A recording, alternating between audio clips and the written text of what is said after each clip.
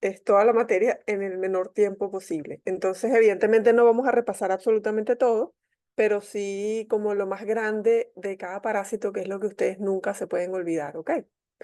Entonces, empezamos y lo vamos a hacer en el orden en que lo vemos en parasitología. Entonces, ¿qué es este parásito? ¿Cuál es? Ay, perdón. ¿De quién es este ciclo evolutivo?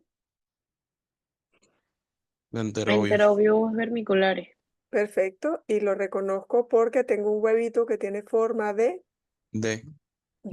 ajá, un lado cóncavo y un lado plano. Perfecto. Y es un huevito que ya va a ser infectante cuando está en las márgenes del ano. O sea, en 4 horas se convierte ya en infectante. ¿Cómo reconozco al adulto? Lo voy a ver mejor aquí.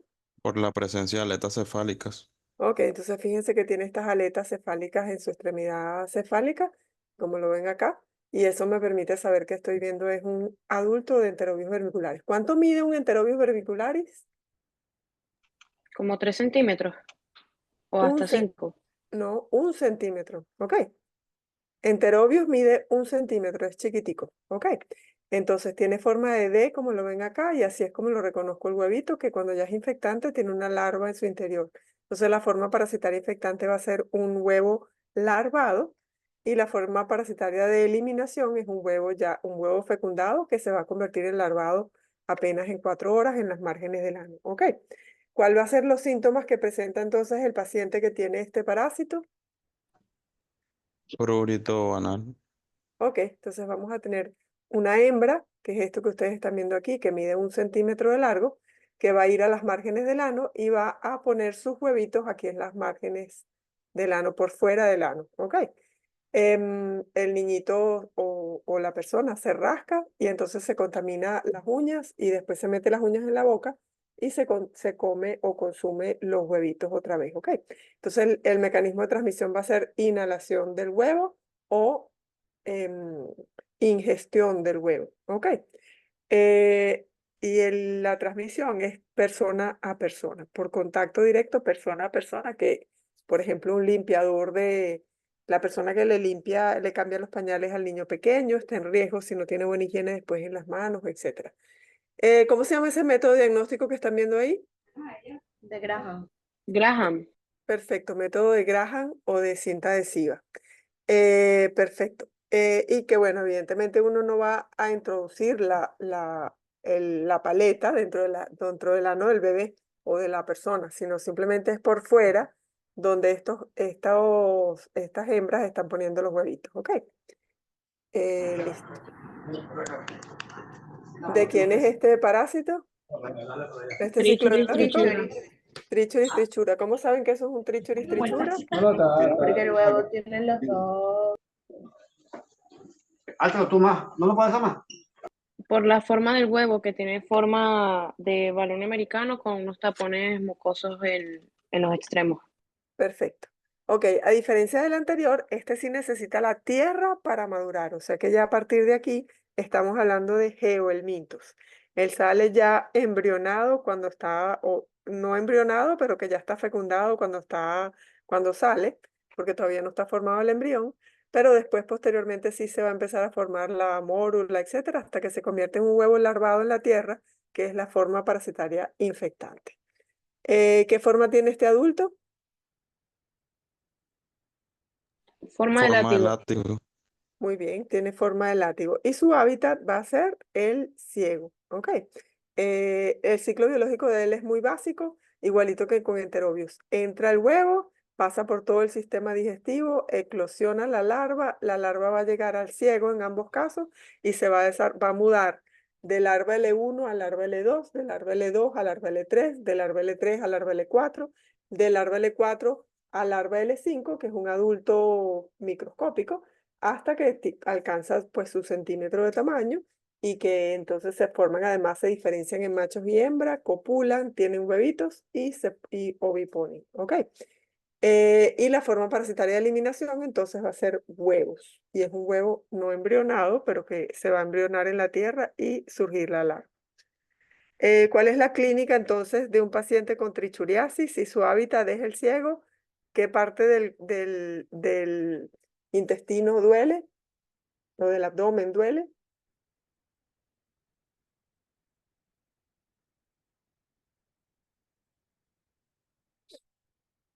Ok, para que dé sintomatología tengo que tener una alta carga parasitaria. Y para que cuando tengo alta carga parasitaria, lo principalmente que se va a infectar va a ser el ciego, por supuesto, pero también va a haber una gran cantidad de parásitos en sigmoides y en recto principalmente. Ok. Y la clínica de teniasis entonces va a ser pujo y tenesmo, además de moco en las heces y diarrea intermitente que suele ser blanda y no siempre el paciente la refiere como diarrea. Si ese paciente adicionalmente a una alta carga parasitaria tiene desnutrición, que es más común en los niños pequeños, va a tener no solamente la clínica de trichuriasis, sino que puede tener una complicación y esa complicación es prolapso rectal. ¿Ok? Entonces, el prolapso rectal se debe a pérdida del sostén pélvico por falta de proteínas, por desnutrición, y que además el paciente tenga pujo y tenesmo con una alta carga parasitaria que hace que el pujo y el tenesmo protruya, aumente la presión a nivel de la cavidad abdominal y protruya la mucosa intestinal. ¿Ok? Trichura mide más o menos 3 centímetros, ¿ok? Entonces el más chiquitico de todos siempre va a ser Enterobius, que mide 1 centímetro. Trichuris va a medir 2 o 3 centímetros de largo y dijimos ya que tenía forma de látigo.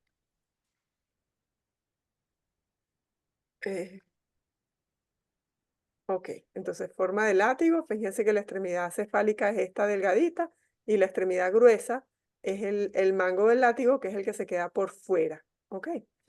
Y bueno, y este es el huevito cuando sale.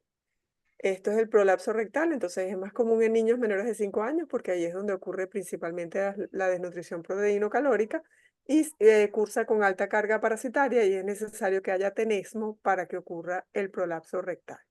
¿Ok? Entonces fíjense que lo que vemos por fuera es nada más que la extremidad caudal. ¿Ok? La extremidad cefálica está introducida dentro de la mucosa, por eso pareciera que es chiquitico, pero realmente tiene como 2 o 3 centímetros de largo. En este caso, pasamos al siguiente, que empieza a ponerse un poquito más complejo los ciclos biológicos, ¿ok? En este caso es Ascaris lumbricoides. Ascaris lumbricoides en la forma parasitaria infectante va a ser un huevo que ya tiene en su interior una larva y esa larva es de segundo estadio. Entonces ese huevo es ingerido por la persona que estaba sana, va a entrar por el tubo digestivo, va a llegar hasta el intestino y a nivel intestinal va a atravesar la pared e irse hacia la circulación venosa. De la circulación venosa va a ir a corazón derecho, de corazón derecho va a ir a pulmones. ¿Ok?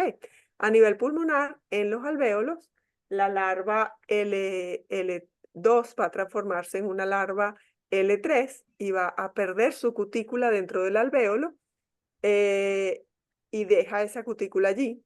Ya vamos a hablar de eso un poquito más adelante, pero continuamos el ciclo. Después entonces va a ascender por el árbol bronquial hasta faringe, laringe y va a ser deglutido y al ser deglutido pasa otra vez al sistema digestivo y el hábitat de Ascaris va a ser yeyuno principalmente. Yeyuno ilion, pero principalmente yeyuno. ¿Ok? Este parásito cuando ya es adulto, o sea que dijimos que era una larva L3 o L4 que está llegando a yeyuno, se va a transformar en L5, que es un adulto joven, y esa larva L5 se va a crecer y crecer y crecer hasta formar el adulto que se diferencia en machos y hembras que van a copular y van a generar entonces los huevitos que van a salir posteriormente por las heces. ¿Ok? Entonces, su hábitat es yeyuno, o sea que este parásito cursa con dolor periumbilical, que es lo que corresponde a yeyuno. En algunos casos hay niños que sí lo ubican un poquito más arriba, que fuera epigástrico, pero suele ser periumbilical. Además de eso va a tener una diarrea que es una diarrea intermitente los parásitos no producen una diarrea acuosa como tal, sino por lo que los pacientes no siempre dicen que tienen diarrea. A veces lo que hay que preguntar es el hábito intestinal y el paciente dice, ah, bueno, él va 3 veces al día o 4 veces al día. Y ya uno sabe que eso no es normal y que el paciente está teniendo diarrea, pero es una diarrea blanda, ¿ok? Las heces normalmente son pastosas, en este caso estaríamos hablando de diarrea porque está disminuida la consistencia porque es blanda y está aumentado el número de veces que la persona debería estar yendo al baño. Lo normal es ir una sola vez al día, que normalmente es en la mañana.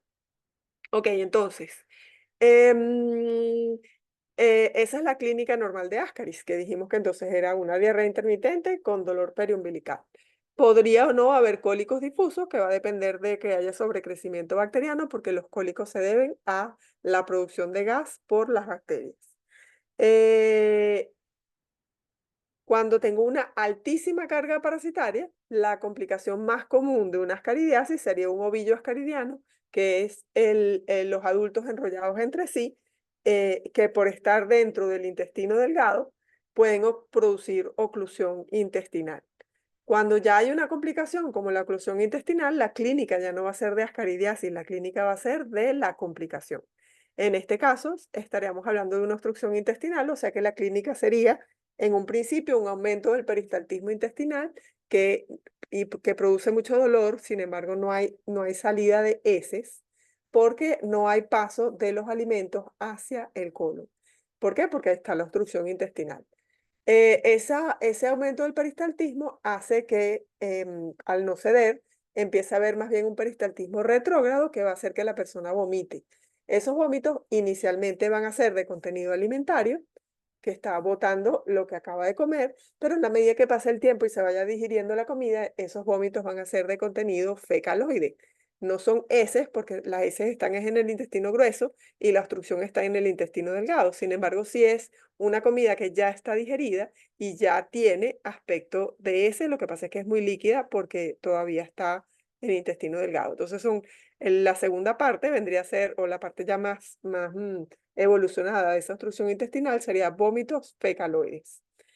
Con disminución del peristaltismo intestinal, consecuencia, y un hilio paralítico, ¿ok? Consecuencia de que no se dio la obstrucción. Ese es un paciente que hay que hospitalizar, o sea que dentro de la conducta tengo que hospitalizarlo. Originalmente o al inicio doy tratamiento médico para producir parálisis flácida del parásito y tratar de que ceda la obstrucción. Si eso no cede con el tratamiento médico, entonces es un abdomen quirúrgico que tengo que llevar a cirugía y extraer los vermes del intestino delgado. A veces inclusive hay que extraer un pedazo de intestino junto con el verme, con el ovillo ascaridiano. ¿Ok? ¿Qué otras complicaciones puedo tener por Ascaris? Pues bueno, esos vermes, aunque no hayan en gran cantidad, pueden migrar. ¿Ok? Entonces, cuando el paciente tiene fiebre, esos parásitos pueden migrar. Particularmente la fiebre es lo que más lo desencadena, pero puede haber otras cosas. Cuando él migra erráticamente, ese adulto que dijimos que tenía como el grosor de un lápiz, pero que es flexible, se puede meter hacia el colédoco y producir entonces como síntomas como de una colelitiasis. Puede meterse también en el conducto de Wilson y producir clínica de pancreatitis. Y bueno, pues si se mete hacia el colédoco, lo que produce es dispepsia, produce alteraciones de la digestión, particularmente de las grasas. Cuando se mete hacia el páncreas, hacia el conducto de Wilson, ahí sí va a ocurrir que empiezan las enzimas pancreáticas empiezan a ser liberadas y se produce inflamación del páncreas muy severa, y lo característico de una pancreatitis sería un dolor en banda a nivel que cubre toda la parte superior del abdomen, ¿ok? Va de hipocondrio derecho hasta hipocondrio izquierdo, pasando por el epigastrio.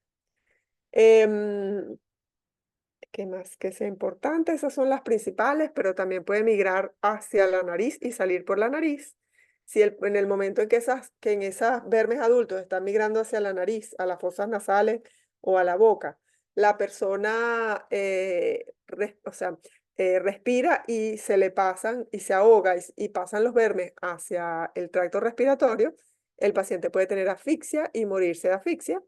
También pueden salir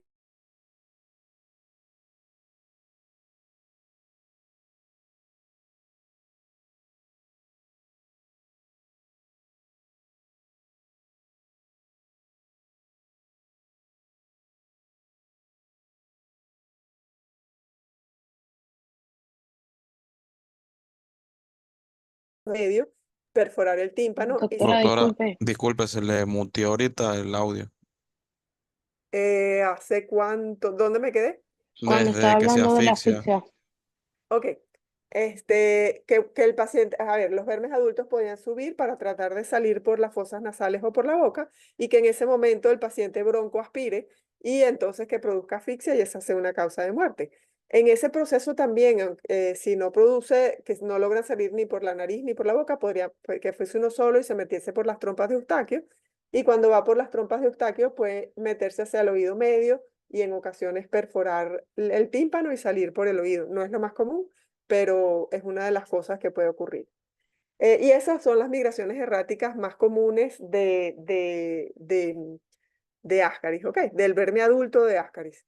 Ahora, podemos tener también migraciones erráticas no del adulto, sino de las larvas, ¿ok? Eso vendría a ser cuando el paciente está, cuando el parásito está en su fase en que se introdujo el huevo y que sale la larva y la larva perfora para el intestino para penetrar, para ir a circulación a corazón derecho, pasar a corazón izquierdo y que esas larvas en lugar de, perdón, en lugar de haber subido, entraba al alvéolo y haber sido deglutidas, ellas pueden no pasar al alvéolo, sino filtrarse directo hacia capilares arteriales, pasar a corazón izquierdo y de corazón izquierdo diseminarse por todo el cuerpo, ¿ok?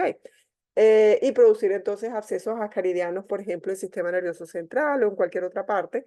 Podría ser también un absceso ascaridiano en hígado, si en el momento de perforar ni siquiera llega a corazón derecho, sino que pasa a sistema porta y se queda en hígado y produce un absceso a nivel hepático. ¿Ok? Entonces, cuando son la migración errática de las larvas, lo que produce son abscesos por arrastre de bacterias y por la presencia de esas larvas en el lugar donde produce el absceso. ¿Ok? Mientras que cuando es el adulto, es por obstrucción de canalículos, principalmente. Y pues aquí cubrimos ya básicamente todo lo que tenía que ver con Ascaris. Esto es un huevo infértil, fíjense que es ovalado y tiene pocos mamelones, y esto es un huevo fértil que es más tiene esta capa externa que es mamelonada, que solamente los huevos de Ascaris lo poseen, ¿ok? Y de esa forma lo reconocemos. Cuando hay una obstrucción intestinal y las heces no pueden pasar, uno hace unos rayos X de tórax, perdón, de abdomen, con contraste, el contraste no pasa homogéneamente por todo el intestino. Y lo que estamos viendo entonces es que hay una obstrucción que hace que los lugares donde está el verme se vea en forma de, aquí está el ovillo, donde están las migajas de pan. Se ve en forma de migajas de pan y esas migajas de pan lo que indican es que hay una obstrucción intestinal por un ovillo ascaridiano que me está produciendo esta forma de que no se llene completamente el intestino por la presencia del verme. Fíjense que los vermes no, dentro del verme no hay contraste, el contraste está por fuera, pero, o sea que va a estar es por fuera de los lugares donde esté el verme y el verme no se llena de contraste. ¿Ok?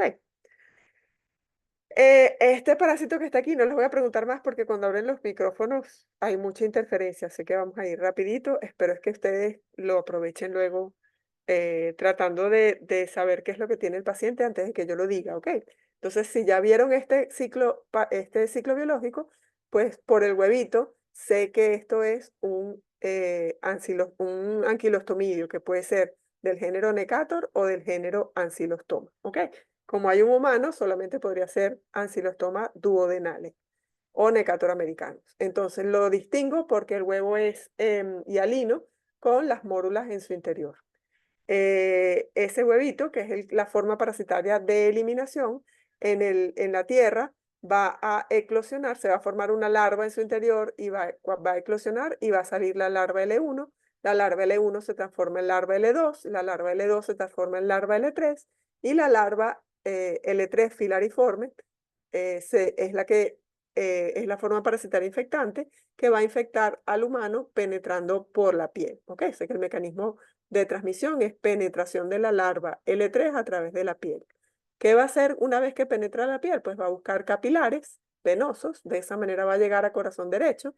De corazón derecho va a llegar a pulmón. ¿Ok? Al igual que Ascaris, a nivel pulmonar va a introducirse dentro de los alvéolos. En los alvéolos va a liberar la cutícula. Esa cutícula es lo que produce los alergenos que van a producir el síndrome de Leffler, que no se los he nombrado, pero que ocurrió también en Ascaris. Cuando esa larva L2 se transforma, esa larva L3 se transforma en L4, va a subir por el árbol aparato digestivo, y en el aparato digestivo el hábitat de Necator y Ancylostoma va a ser el duodeno, ¿ok? Esta porción que está aquí, que tenemos la primera porción del intestino delgado. Tanto el Ancylostoma como Necator, de estos dos, el que hay en Venezuela principalmente es Necator. Necator tiene placas cortantes en su extremidad cefálica y lo que va a producir es, fíjense, aquí tenemos es un ancilostoma y aquí tenemos un Necator con sus placas cortantes, y este es el huevito que es hialino, que en su interior va a tener estas mórulas dividiéndose. Yo pensé que... ¿Cómo está? Ok, hay una lámina que sí está en la clase que me gusta mucho. Imagínense que esto es la boca del parásito, eso que están viendo acá.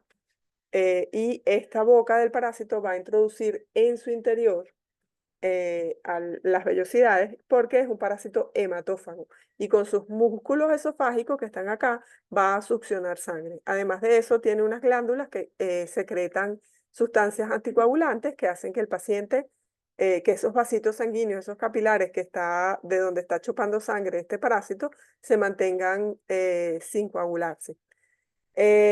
Posteriormente, cuando ya no sale suficiente sangre, se suelta y agarra otras microvellosidades y va formando microúlceras sangrantes que van a producir pérdida de hemoglobina para ese paciente. Por ende, esta es una enfermedad que cursa normalmente con anemia si la carga parasitaria es alta. Si la infección es crónica, tiene que durar más tiempo que las reservas de hierro, porque tengo que acabar con las reservas de hierro. Además de eso, tiene que ocurrir que el paciente no ingiera suficiente hierro, y que a pesar de que se esté reabsorbiendo el hierro, que se acuerdan que se reabsorbe a nivel del ilion, cuando el paciente tiene anemia, normalmente el ilion empieza a absorber mayor cantidad de hierro. Normalmente absorbemos aproximadamente un 40% de hierro. Cuando tenemos anemia, absorbemos un 60%. Entonces, para que realmente se produzca anemia en estos pacientes, tengo que tener altísima carga parasitaria y una mala nutrición y una infección muy crónica y microúlceras sangrantes en donde estoy perdiendo sangre por la hematofagia del parásito y por las microúlceras sangrantes. Entonces, y eso es lo que principalmente se produce en el humano. ¿Qué voy a tener además de eso? Si tengo alta carga parasitaria, el paciente puede tener diarrea, pero acuérdense que dijimos que las diarreas de los helmintos son diarreas intermitentes, es decir, que no necesariamente son todos los días, que no es una diarrea líquida, sino más bien una diarrea blanda, y que a veces el paciente solo la reconoce si uno pregunta cuál es su hábito intestinal y el paciente te dice que hace más de una vez al día, es decir, que hace dos, que cada vez que come, evacúa. Eso es diarrea. Los humanos no estamos hechos para comer y evacuar inmediatamente. ¿Ok?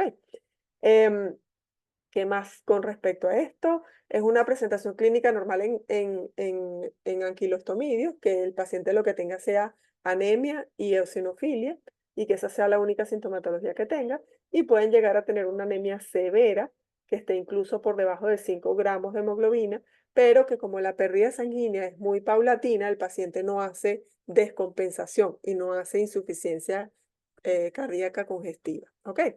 Sin embargo, sí, por supuesto, en la medida en que siga perdiendo más y más y más sangre, pues sí, tarde o temprano, si no se corrige y se elimina el parásito y la dieta, el paciente se puede morir de insuficiencia cardíaca.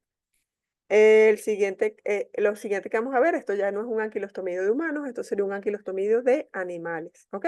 El humano es un hospedador accidental en donde la larva L3 de anquilostomidios de animales, es decir, Ancylostoma ceylanicum, Ancylostoma brasiliense y Ancylostoma caninum, van a penetrar, esa larva va a penetrar por los lugares en donde entra en contacto la tierra con la piel y ella va a migrar por la capa entre la epidermis y la dermis, ¿ok? Como migra entre la epidermis y la dermis y va a tener un recorrido lineal, pero un lineal tortuoso, es decir, que tiene como se mueve indistintamente para muchos lugares muy lentamente, se va a producir una respuesta inmunológica contra los antígenos que va dejando en la medida en que migra y esa respuesta inmunológica va a hacer que se separe la epidermis de la dermis, ¿ok? Y por eso la lesión lineal eritematosa de este parásito, que es muy pruriginosa, es básicamente, es como flictenizante, ¿ok? O sea que lo que ustedes ven aquí es una flictena. Si el paciente se rasca, se va a quitar esta capa de la epidermis que está levantada, ¿ok? Y pues tiene pues evidentemente propensión a infectarse. ¿Qué más que es importante? Fíjense que entonces esto es una línea, pero es una línea tortuosa, ¿ok? El parásito no migra más allá de ahí, es una infección autolimitada porque como el humano es un hospedador accidental, el ciclo biológico del parásito no se completa, ¿ok? Mientras que en un animal, en un perro, Ancylostoma caninum llegaría a pulmón para luego ser deglutido, igualito que lo que ocurre en el humano, pero esta vez en el perro o en el gato o en felinos. En este caso, la larva L2 no tiene la capacidad de perforar los capilares para poder ir a la circulación y por ende nunca sale de la piel, ¿ok? Y eso es lo que produce. Ajá. Seguimos. En este caso, fíjense que el ciclo biológico es bastante más complejo que todos los anteriores que hemos visto.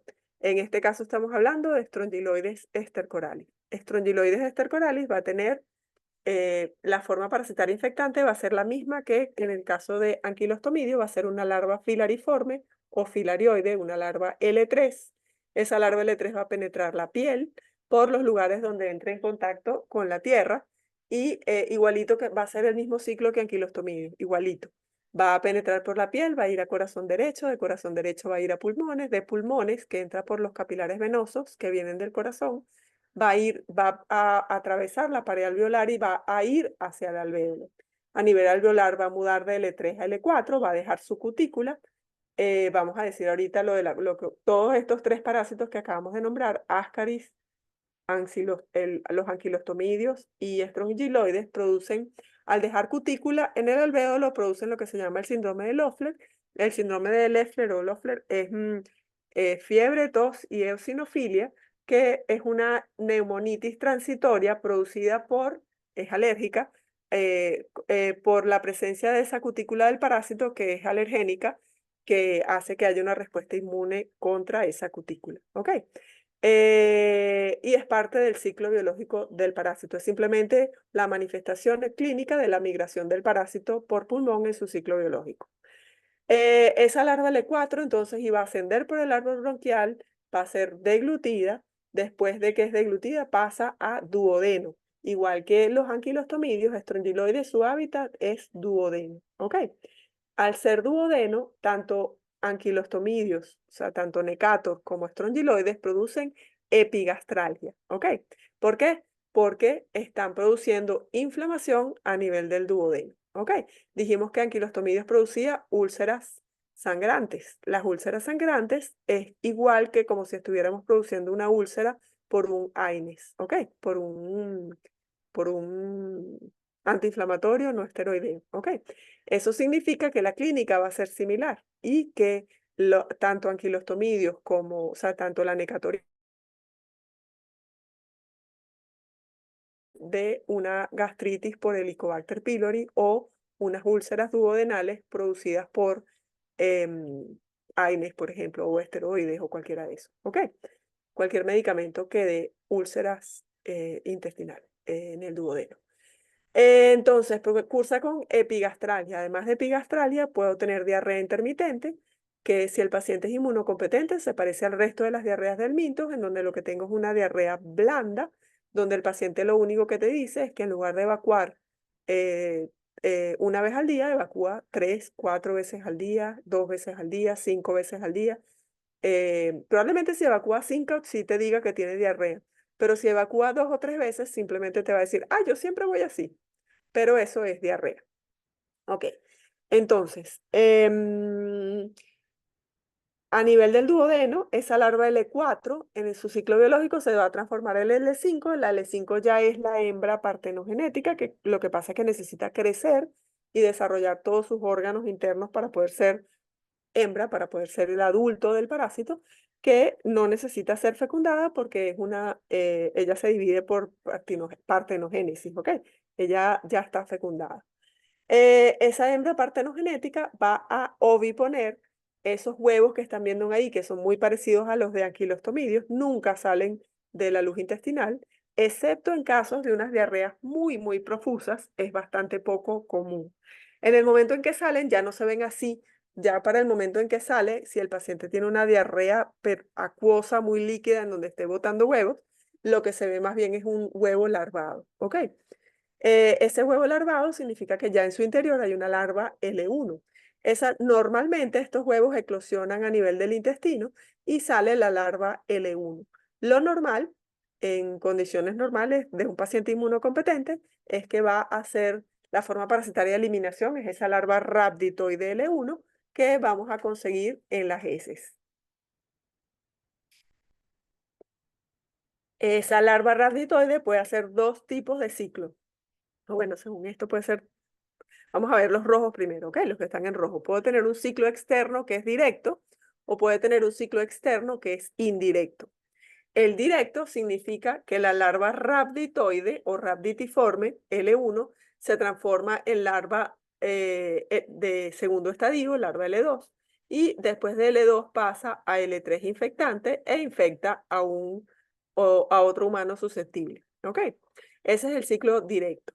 Ahora puede haber un ciclo indirecto en donde esta larva rhabditoide se transforma en L2, después en L3, después en L4, después en L5, y esas larvas L5 se diferencian en machos y hembras de vida libre que van a copular, van a oviponer y de esos huevitos va a haber un huevito larvado que va a eclosionar y salir la larva de primer estadio o rhabditoide que se va a transformar en L2, de L2 va a pasar a L3 y la larva L3 va a ser infectante para otro hospedador susceptible. ¿Ok?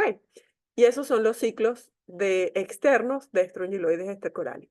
Ahora, Strongyloides es el único helminto capaz de multiplicarse en el ser humano sin salir del cuerpo, ¿ok? Porque tiene autoinfección interna y autoinfección externa, ¿ok? La autoinfección interna es cuando eclosiona el huevito a nivel de intestino delgado, sale la larva L1 y en algún momento cuando está migrando por el intestino grueso, va a atravesar la pared del intestino grueso e irse por la circulación venosa hacia corazón derecho. ¿Ok? La segunda opción es que sea una autoinfección externa, que vendría a ser cuando esa larva L1 muda a larva L2 y después a larva L3 y cuando sale por las márgenes del ano es una larva ya de L3 y esa larva L3 penetra por la piel hacia la piel y produce lo que llamamos larva currens y posteriormente se pierde un rato como 24 horas por la piel y luego penetra a los capilares profundos y penetra por los capilares de la piel y se va al corazón derecho para continuar su ciclo biológico. ¿Ok? Entonces, esa larva, cualquiera de las dos, penetre la L3 por el intestino o penetre por las márgenes del ano, va a irse a corazón derecho y continuar su ciclo biológico sin haber realmente salido del humano. ¿Ok? Y por eso decimos que es el único helminto capaz de reproducirse dentro del cuerpo humano. ¿Qué asegura eso? Que se perpetúe la infección. Todos los helmintos intestinales, en líneas generales, viven entre 4 y 8 años. Ninguno vive más tiempo que eso, ¿ok? Bueno, sí, 12 años que vive oncocercosis, que no lo vamos a ver ahorita, pero el promedio probablemente sea 6 años. En teoría, si yo no me reinfecto, es decir, que no consumo agua contaminada o no entro en contacto con estas larvas que están en la tierra, yo no me debería volver a infectar y se me quita la enfermedad. ¿Ok? El único helminto en donde eso no ocurre va a ser, en este caso, Strongyloides estercoralis, porque el parásito se sigue multiplicando en pequeña cantidad por el fenómeno de autoinfección interna y autoinfección externa. ¿Ok? Ajá. Eso significa que el parásito puede vivir hasta 50 o 70 años en el individuo con cargas parasitarias bajas, siempre y cuando el paciente se mantenga con un adecuado sistema inmunológico. ¿Ok? Ahora, esos pacientes que tienen esa infección crónica durante tantos años, si en algún momento tienen algún tipo de inmunosupresión, que puede ser o por el uso de esteroides, que puede ser en bajas dosis, pero por tiempo prolongado, o en altas dosis, eh, aunque sean dosis únicas, o que tenga el virus de HTLV1, que es un retrovirus virus linfotrópico humano que produce pérdida de la función de los CD4, porque se introduce en el genoma de los CD4, de los linfocitos T CD4. Puede ser también por desnutrición, que produce también inmunosupresión y altera los CD4. Puede ser por linfomas o cánceres que produzcan algún tipo de inmunosupresión o cualquier inmunosupresor que se utilice por ejemplo, para evitar los rechazos de los trasplantes o enfermedades que requieren, a juro, utilizar medicamentos inmunosupresores. Todas esas condiciones van a hacer que el paciente pierda la capacidad de mantener baja la carga parasitaria de este parásito y que entonces cuando ocurra la autoinfección interna o externa, en lugar de ocurrir de forma pequeña, va a ser acelerada, ¿ok? Y en lugar de entonces lograr llegar nuevamente a duodeno, 1 o 2 larvas que se van a transformar en hembras partenogenéticas, van a lograr llegar cientos de larvas. Y eso se llama, que se van a luego a convertir en cientos de hembras partenogenéticas, por ende voy a producir un fenómeno que se llama hiperinfección, ¿ok? La hiperinfección, que no es más que un aumento de la carga parasitaria exagerado y anormal, ocurre por ese fenómeno de autoinfección acelerada. Tiene que estar acelerada, porque la autoinfección es normal, pero que esté acelerada, no. Entonces, esa aceleración va a hacer que múltiples bacterias que estén adheridas a la cutícula de la larva L3 migren con la larva L3 hacia pulmón. Cuando migran por la circulación a corazón derecho y luego a pulmón, a nivel pulmonar ya no van a producir lo que hablábamos antes de que hablábamos de una neumonitis que era alérgica, sino que va a producir una neumonía que es bacteriana. Esa neumonía que es bacteriana no es una neumonía normal y corriente, porque las neumonías normalmente son a gram positivos producidas por bacterias que están en nuestras fosas nasales, ¿ok? En este caso no son gram positivos, sino que lo que va a producir la neumonía es un gram negativo. ¿Por qué? Porque lo que lo está produciendo es una enterobacteria. Esa enterobacteria migró con la larva de intestino a pulmón. Cuando está en pulmón, entonces tiene que haber una alta carga parasitaria y eso hace que haya demasiadas bacterias y se produce neumonía a gram negativo. ¿Qué más que sea importante? Después tenemos el otro fenómeno es la diseminación. La diseminación no necesariamente es en órganos o sea, para que haya diseminación no tiene que haber hiperinfección. Para que haya diseminación, lo único que es necesario es que una larva se escape por la circulación y en lugar de ir del pulmón al alvéolo, pase del capilar venoso al capilar arterial, de ahí a la circulación al corazón izquierdo, y de corazón izquierdo llega bombeada por la sangre a cualquier parte del cuerpo. ¿Ok? La más común de todas, o la más mortal de todas, y por eso llama tanto la atención, es que llegue al sistema nervioso central. ¿Por qué? Porque va a llegar por las arterias, por las carótidas, hasta el sistema nervioso central, y el primer lugar donde va a llegar es a las meninges. Va a entrar al líquido cefalorraquídeo y va a arrastrar bacterias del intestino al líquido cefalorraquídeo. Y me va a producir una meningitis, pero una meningitis a gram negativos, a bacterias gram negativos. Voy a tener enterococos, voy a tener parásitos que no es lo común que produzca tampoco meningitis, ¿ok? Y por eso es que hay que saber que el paciente tiene estrongiloidiasis, porque probablemente los antibióticos que comúnmente se utilizan para tratar las neumonías o las meningitis bacterianas no sirven para estos parásitos porque no son gram positivos, sino gram negativos. Y esa es la importancia por la que radica el saber o sea, por lo que es importante saber de estrongiloidiasis, ¿ok? Listo.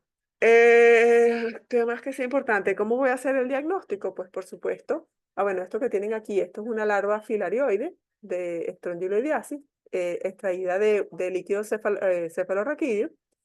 Esto que está aquí es la hembra partenogenética a nivel de la mucosa intestinal, que lo ven en sus prácticas. Esto que está acá es una larva rhabditoide de L1, que la vemos en pulmón. Esto ya es cuando ya se está convirtiendo en filarioide a nivel pulmonar en un paciente, en el esputo de un paciente con neumonía. Bueno, esto era para explicar más que todo el ciclo, pero ya lo explicamos, así que no es necesario. Y dijimos que larva currens, que es esto que están viendo acá, que es una erupción que dura más o menos 24 horas, que migra más o menos como 1 centímetro por hora, es una línea, es una erupción lineal, pero fíjense que no forma flictenas. ¿Por qué? Porque este parásito no migra entre la dermis y la epidermis, sino más profundo, sino en la dermis, ¿ok? O sea que eleva la piel, pero no se forma, no es de forma de flictena porque no es la epidermis, sino que es dermis y epidermis lo que se está elevando.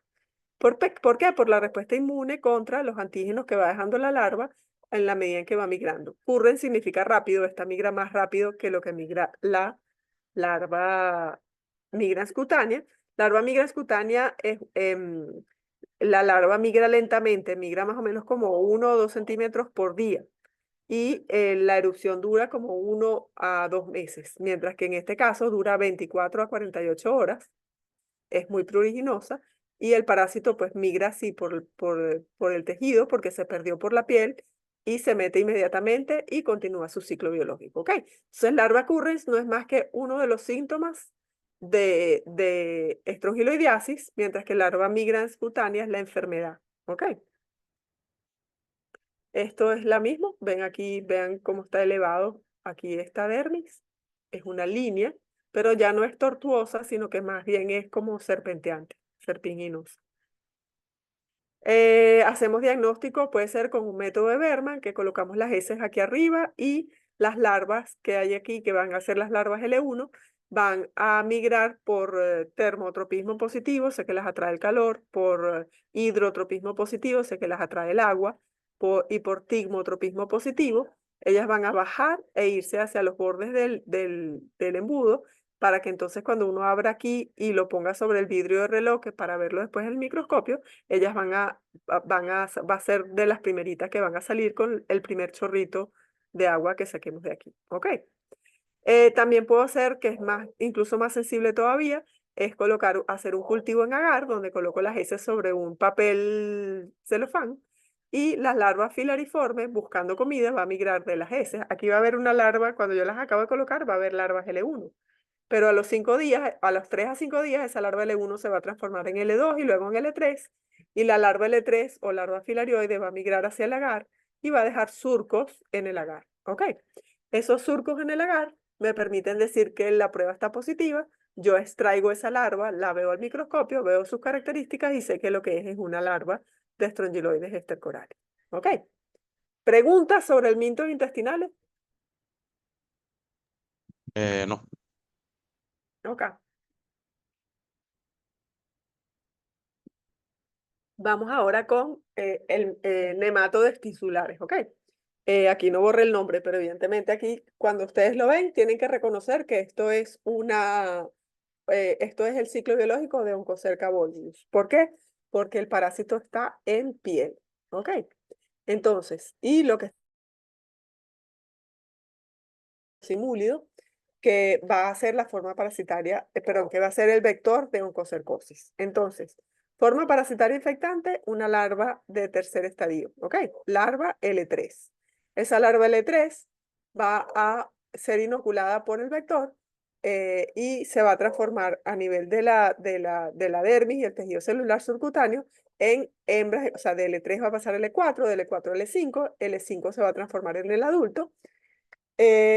Forma machos y hembras. Fíjense que las hembras son mucho más grandes que los machos pueden migrar de un nódulo subcutáneo a otro.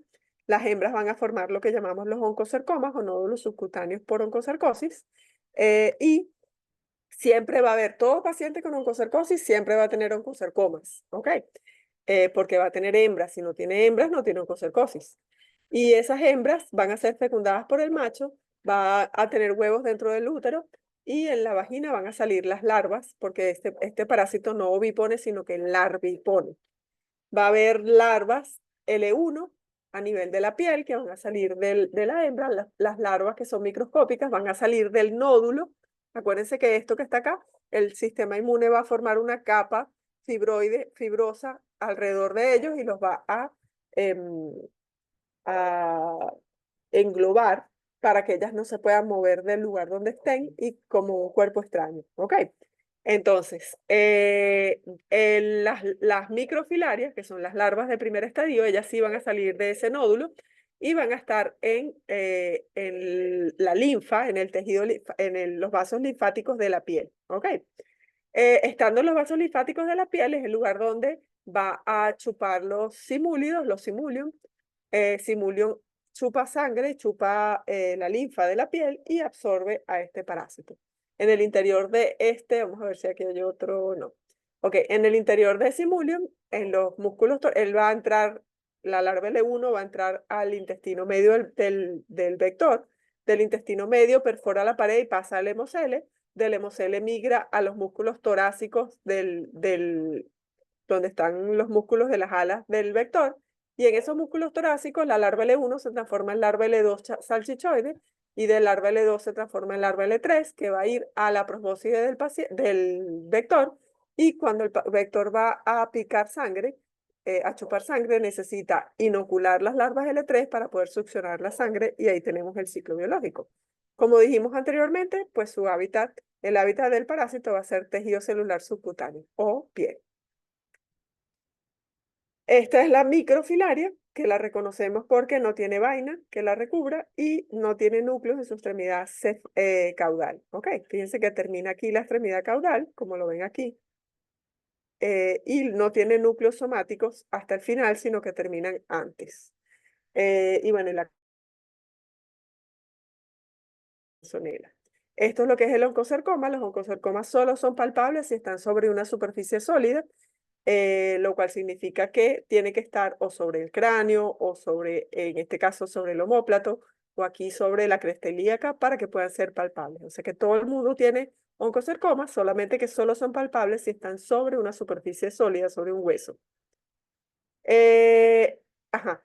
Además del oncocercoma, a nivel de piel va a producir lesiones que la forma parasitaria patógena en oncocercosis es la microfilaria. Esa microfilaria va a generar, cuando empieza a morir 6 meses después de que ha sido larvipuesta, cuando empieza a morir, se genera una respuesta inmune contra esa microfilaria. Esa microfilaria, esa respuesta inmune me va a ocasionar entonces una erupción maculopapular que originalmente al principio es aguda, cuando empieza y que tiene mucho edema y empieza la hiperkeratosis, poco a poco. Posteriormente, cuando se vuelve crónica, predomina la hiperkeratosis y disminuye el edema y va entonces después posteriormente a generar liquenificación, es decir, que va a haber mayor piel muerta y posteriormente va a haber, se va a engrosar la piel y posteriormente va a haber despigmentación y pérdida de melanocitos, de glándulas sebáceas y de folículos pilosos, que es lo característico de la lesión ya más severa de oncocercosis a nivel de la piel. Ahora, en África particularmente, en Venezuela también, pero más en África, esta enfermedad se llama ceguera de los ríos, ¿ok? ¿Por qué? Porque lo más incapacitante en esta enfermedad es la ceguera.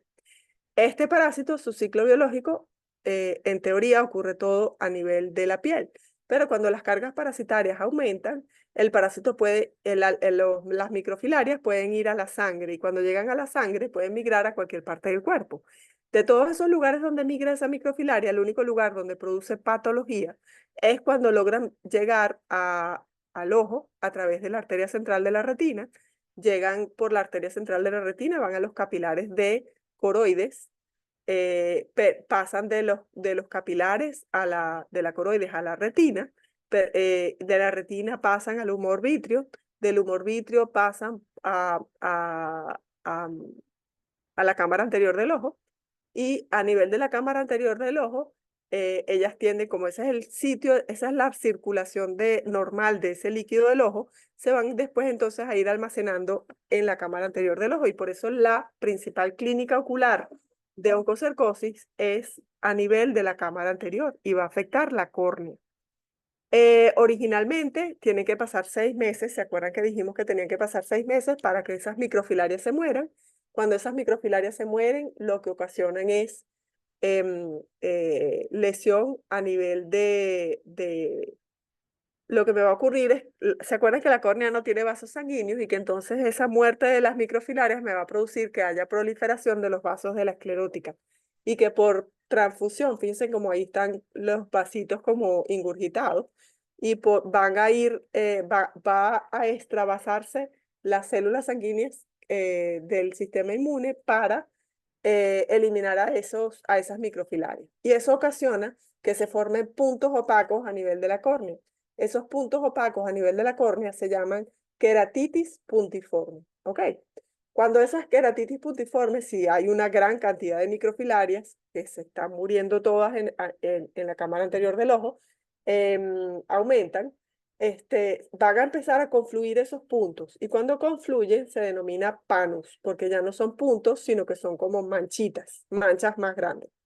Cuando esas panos confluyen unos con otros, se va a esclerosar completamente la córnea y me produce queratitis esclerosante, que es cuando la córnea queda completamente opaca y no es translúcida como debería ser para que pueda pasar la luz. Y esa queratitis esclerosante, pues evidentemente si el paciente no puede ver, lo que me está produciendo es ceguera. Ahora, dijimos que esto es clínica, ocurre cuando la larva se muere. En condiciones normales, la larva se muere a los 6 meses después de haber sido larvipuesta, que migró por todos lados y llegó a la cámara anterior del ojo. Pero en algunos casos, se mueren cuando damos tratamiento, ¿ok? Particularmente cuando estamos en los programas de control donde le damos tratamiento a todo el mundo. Si la larva en el momento de morir está ubicada en otro lugar diferente a la cámara anterior del ojo y se muere en esas otras porciones del ojo, en esas otras secciones del ojo, va a producir diferentes síndromes. Entonces voy a tener, si se muere cuando está a nivel del disco óptico, me va a producir atrofia del disco óptico. Si se muere cuando está atravesando de la coroides y la retina hacia el humor vítreo, o sea que me va a producir corioretinitis. Y esa inflamación me puede llevar a producir desprendimiento de retina y que haya ceguera por desprendimiento de retina. También se puede morir a nivel del humor vítreo y que opacifique el cristalino y me produce ceguera por opacidad del cristalino. También puede morir a nivel del canal de Schlemm y que me produzca iridociclitis y glaucoma, con glaucoma, que el glaucoma también produce ceguera. ¿Ok? Entonces tengo muchas otras causas por las que puede haber ceguera en el caso de oncocercosis, pero que las otras causas, además de las que afectan la córnea, se asocian a tratamiento y no a que el parásito normalmente se muera en esos otros lugares. ¿Ok? Normalmente si es de forma natural, sin tratamiento, se mueren es en la cámara anterior del ojo y ahí es donde llega el sistema nervioso, el sistema inmune, donde los ataca el sistema inmune y forma la queratitis puntiforme, panos y queratitis esclerosante. ¿Cómo hago diagnóstico entonces de oncocercosis? Pues bueno, puedo hacer extracción del nódulo, puedo hacer una nodulectomía y voy a ver macrofilarias. Puedo hacer una biopsia de piel a nivel de la cresta ilíaca y voy a ver microfilarias, que es el gold estándar, o sea, el método de diagnóstico de elección para el diagnóstico de oncocercosis es la biopsia de piel. Puedo hacer también si el paciente tiene lesiones oculares, puedo observar la cámara anterior del ojo con la lámpara de hendidura del oftalmoscopio, que es una línea vertical que me permite ver la cámara anterior del ojo. ¿Ok? Y lo que voy a ver son microfilarias en los dos casos, estos dos últimos casos. ¿Qué más que sea importante? Yo creo que ya lo tocamos todo. Buchereria. Buchereria bancrofti, en los últimos casos que hubo en Venezuela fueron más o menos en los años 70. Eran en algunos pueblitos que quedaban por Falcón, que ¿cómo se llama eso? Con las viviendas rurales que se crearon más o menos en los años 70 y la mejora de la canalización de las aguas, disminuyeron los vectores y se logró erradicar de forma natural esta enfermedad de la zona. ¿Ok? Pues sin embargo, en Haití hay mucho, y nosotros recibíamos muchos haitianos en Venezuela, y en Guyana inglesa también hay muchas. O sea que, pues bueno, pues los sitios fronterizos son un lugar de riesgo para nosotros también. Ok, entonces, el vector es Culex, principalmente Culex pipiens fatigans, que igualito que el ciclo biológico va a ser igualito que el de Onchocerca volvulus. La diferencia va a ser que el hábitat de Buchereria es en los ganglios linfáticos. Es decir, el mosquito para poder comer, para poder chupar sangre, necesita introducir las larvas L3 de Buchereria. Por ende, las inocula, penetran por la inoculación del vector. Esa larva L3 va a ir por circulación, o sea, va a irse hacia las vías linfáticas, y en las vías linfáticas va a escoger los ganglios linfáticos, y en los ganglios linfáticos va a mudar de L3 a L4, de L4 a L5. L5 ya se convierte en machos y hembras, en la medida que crecen machos y hembras. La hembra siempre es más grande que el macho. Y pues bueno, pues ahí va a ser fecundada por el macho, y esas hembras en los en los ganglios linfáticos van a empezar a producir metabolitos que son tóxicos y que van a migrar por todo el sistema linfático, y me va a producir a nivel de todo el sistema linfático linfangiectasia, que significa enlentecimiento del flujo de la linfa. Y eso se produce a nivel de todo el sistema. ¿Ok? Acuérdense que la linfa es necesaria para reabsorber, perdón, que los vasos linfáticos son necesarios para reabsorber la linfa y disminuir los líquidos que haya en los miembros superiores, en miembros inferiores y en cualquier otro lugar del cuerpo donde se almacene líquido por gravedad. ¿Ok? Por el flujo normal de la sangre. Entonces, esas macho y hembra copulan, hay huevitos en el útero, los huevitos eclosionan dentro del útero, y en la vagina del parásito lo que vamos a conseguir son larvas de primer estadio. Esas larvas de primer estadio son microfilarias que van a tener su propia característica, que son envainadas, etcétera, ya vamos a ver. Esa microfilaria es la forma parasitaria infectante para el vector, que cuando pica, necesita el vector pica de noche. O sea que estas larvas tienen periodicidad nocturna, ellas están en la sangre en la noche. Cuando están en la sangre en la noche, el mosquito los pica y chupa a esta forma evolutiva.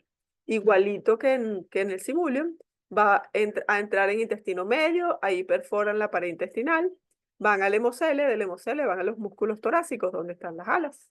Y en los músculos torácicos, del larva L1 pasan al larva L2, del larva L2 pasan al larva L3 infectante, y esa larva L3 infectante va a migrar a la profosis del mosquito para continuar el ciclo biológico. La lesión más incapacitante va a ser una elefantiasis, que básicamente es, no hay reabsorción de linfa, y ese proceso es irreversible. O sea que para que caigamos en elefantiasis tiene que haber fibrosis, ¿ok? De los ganglios linfáticos. Esa fibrosis de los ganglios linfáticos ocurre por varios motivos. El primero es la presencia de las macrofilarias. ¿Por qué? Porque producen toxinas, metabolitos que son tóxicos y producen linfangiectasia. Ahora, eso no es suficiente para producir elefantiasis. El segundo mecanismo es que el paciente haga celulitis a repetición, y la celulitis a repetición en donde se dañan los ganglios linfáticos y que se induce fibrosis se denominan en este caso, en los casos de filariasis linfática, se denominan dermatolinfangioadenitis. Eso me va a generar, particularmente si son a repetición, fibrosis de los ganglios linfáticos. Y esa fibrosis de los ganglios linfáticos que ocurren cuando se acaba el proceso de celulitis y hay remodelación, se van cambiando el tejido inflamatorio por tejido cicatricial, que vendría a ser fibrosis, ¿ok? Si no ocurre en celulitis, el paciente no llega a elefantiasis, ¿ok? El tercer proceso vendría a ser la muerte de la macrofilaria dentro de los ganglios, pero ella sola no es necesaria no es suficiente para producir fibrosis del ganglio. Entonces, cuando se muere, produce lo que llamamos linfangioadenitis o adenolinfangitis, que es la muerte de la macrofilaria dentro del ganglio, que me produce un cordón inflamado, Y ambos casos, tanto en el caso de celulitis como en el caso de la adenolinfangitis, se produce fiebre, malestar general, es una infección aguda, los dos casos. Y ese proceso inflamatorio, posteriormente, cuando evidentemente que las celulitis necesitan antibióticos porque están generados por bacterias, las adenolinfangitis lo que necesitan es desinflamar para que eliminar el parásito de los ganglios linfáticos. Y bueno, pues se va generando cada vez más fibrosis en los ganglios y eso es lo que a la larga me va a producir lo que llamamos un linfedema, que si el paciente se acuesta y el linfedema se quita y amanece sin linfedema, se denomina linfedema reversible. Si el paciente, aunque se ponga horizontal en contra de la gravedad y eleve las piernas, no se quita el linfedema, se denomina un linfedema irreversible. Y cuando se convierte en un linfedema irreversible incapacitante, es decir, que impide que el paciente cumpla con sus funciones vitales normales sin ayuda, cuando deja de poder hacer sus actividades sin ayuda, se denomina elefantiasis. ¿Ok? Por ende, lo que más importante para un paciente con filariasis linfática es que mantenga una adecuada higiene de miembros superiores y de miembros inferiores para que no hagan celulitis. Y si evitamos la celulitis, el paciente no hace elefantiasis. ¿Ok? Estos son artrópodos, pues evidentemente vamos a tener tirus pubis, que es el de sexual, porque está en el pubis. Y vamos a tener pedículos humanos capiti, que es este que tienen a mano derecha, que es los piojos normales y corrientes que tienen todos, y la erupción que producen normalmente porque es un cuadro alérgico por la saliva del piojo. ¿Ok? En este caso que ven acá, este es tirus pubis en la ceja, que tiene que ver con relaciones sexuales y contacto de los ojos con el pubis del paciente. ¿Qué más que es importante? Puede haber también pedículos humanos corporis, que vendría a ser esta misma erupción, pero en el resto de la piel, porque no se pegan de los vellos no son del cabello, sino de los vellos de la piel. En este caso, estamos viendo es una escabiosis. Fíjense entonces que la escabiosis es también un parásito, Sarcoptes scabiei.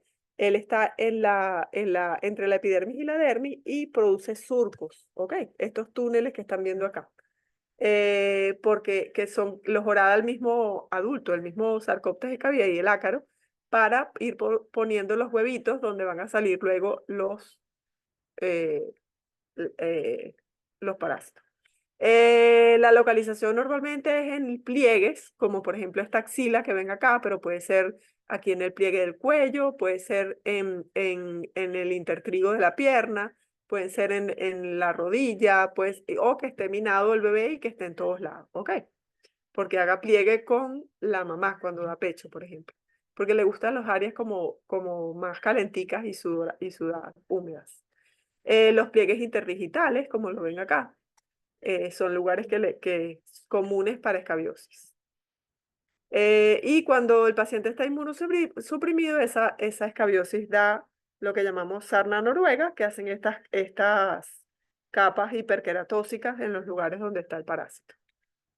En este caso vemos una miasis que tiene la larva de la mosca, que sería, o sea, la mosca pone huevos y el huevo eclosiona y se va empezando a crecer y crecer y crecer la larva hasta que se forma como un furúnculo, que en este caso es en el ojo, pero podría ser en la piel o en cualquier otro lugar. Y pues bueno, lo que siempre tienen un punto negro por el que hay que sacarla y bueno, se saca asfixiando a la larva que necesita oxígeno para poderla sacar y extraer con algún material.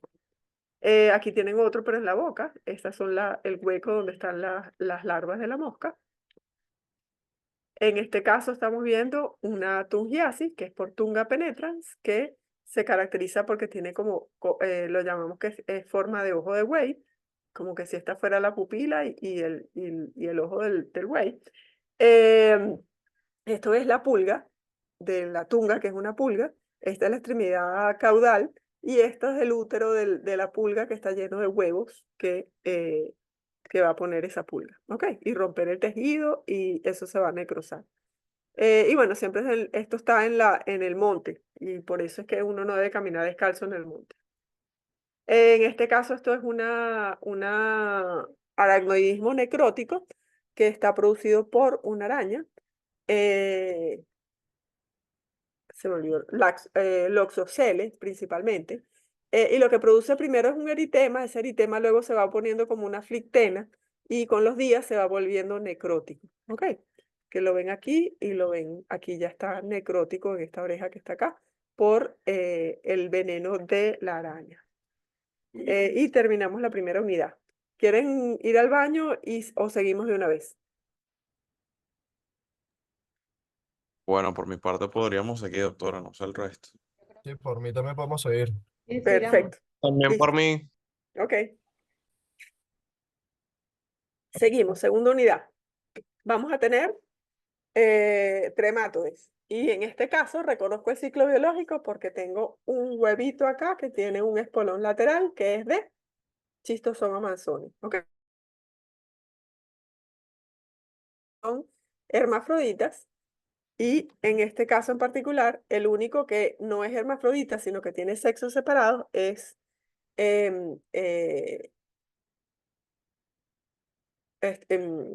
Dios, Schistosoma manzoni. Ok. El macho tiene forma de hoja, que es el trematode como tal. La hembra parece más como un nemátode, pero tiene sus ventosas que son características de los trematodes. ¿Ok? Entonces, ¿qué tengo por acá? Tengo un huevo, que va a ser la forma parasitaria de eliminación, que tiene que caer en el agua. Dentro de ese huevo hay un miracidio vivo, que cuando llega al agua eclosiona y por el agua, con sus cilios que tiene por fuera, va a nadar hasta que consigue al hospedador intermediario susceptible, que va a ser Bionfalaria glabrata, dentro del hepatopáncreas del caracol.